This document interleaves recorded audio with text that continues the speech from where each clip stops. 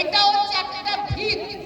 এই ভিতটা কিন্তু সব থেকে শক্ত করতে হয়, তবে সে আগামী দিনে আরো যখন এগিয়ে যাবে সে শক্ত হয়ে এগিয়ে যাবে। এটার জন্য এই প্রাইমারি স্টেজকে সব থেকে বেশি সমস্ত গার্জেনদের লক্ষ্য রাখতে হয়।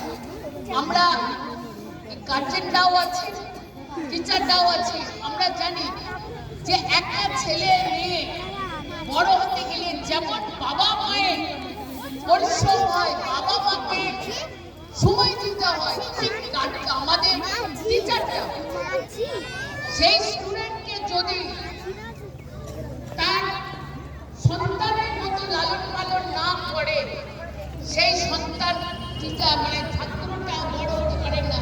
কিন্তু আমাদের টিচারটা একটা স্টুডেন্টকে তার বাবা মা যেমন স্নেহ বড় করে, আর স্কুলেতেও সেই সন্তানকে বড় করে আমাদের টিচারটা মা তাদের স্নেহ দিয়ে সন্তানের মতন তাদেরকে এগিয়ে নিয়ে যায়, তাই তারা বড় হতে পারে।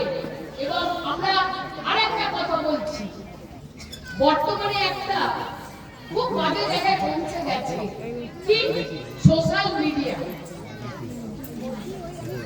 সোশ্যাল মিডিয়া,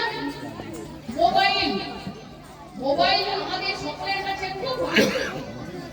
আমরা মোবাইল থেকে সারা বিশ্বকে জানতে পারি,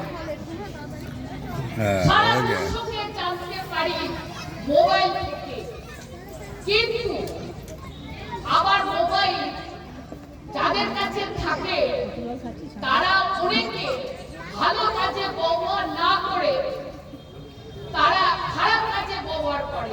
এইটা প্রত্যেকটা গার্জেনকে লক্ষ্য রাখতে হবে, প্রত্যেকটা গার্জেনকে লক্ষ্য রাখতে হবে, তবেই ছেলে মেয়েরা এগিয়ে যাবে। কারণ আমরা চাই ভালোটা আজকে ছেলে মেয়েদের ভিতরে, খারাপটা তারা যেন না দেখে।